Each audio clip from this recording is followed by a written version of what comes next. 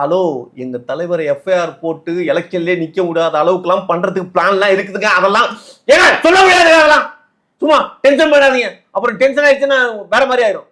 ஆமா சொல்றேன், அப்புறம் திருப்பி போய் என்ன என்ன என்ன அப்படிங்கிறீங்க. ஆமா இப்போ இன்டர்வியூ நீங்க தானே சார் கொடுக்க வந்திருக்கீங்க, அவங்க கிட்ட தானே சார் கேள்வி கேட்க முடியும். நான் கேட்கறேன், எத்தனை நாளைக்கு தான் நீங்களே கேள்வி கேட்டுட்டு இருப்பீங்க? நான் கேள்வி கேட்கறது நீங்க பதில் சொல்லுங்க. நீங்க அழகா? இது ஒரு கேள்வியா? சொல்லுங்க. இல்ல இல்ல இல்லங்கிறத எப்படிங்க நீங்க சொல்றீங்க? நீங்க அழகு இல்லங்கிறது எதை வச்சு சொல்றீங்க? சரி நான் அழகு. எதை வச்சு நீங்க அழகுன்னு சொல்றீங்க?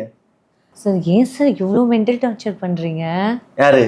நானு உங்களை மென்டல் டார்ச்சர் பண்றேன்? பின்ன என்ன சார் இதெல்லாம் ஒரு கேள்வின்னு இப்படி கேக்குறீங்க? ஹலோ, ஒரு சேனலுக்கு போனாலும் இல்ல 1000 சேனலுக்கு போனாலும் இதே கேள்வி, எங்க போனாரு எங்க போனாரு எங்க போனாருங்கிறப்ப அதுக்கு எல்லாத்துக்கும் நான் பதில் சொல்லணும்னா என் மண்டை எவ்வளவு டென்ஷன். ஏன் சார் இப்படி கத்துறீங்க? அப்புறம் கத்துறனா? இப்ப ஒரே கேள்விய 2 விதமா கேட்டேன். நீங்க அழகா அழகு இல்லையான்னு. இதுக்கே இவ்வளவு டென்ஷன் ஆகுறீங்களே, நான் எவ்வளவு டென்ஷன் ஆகும்.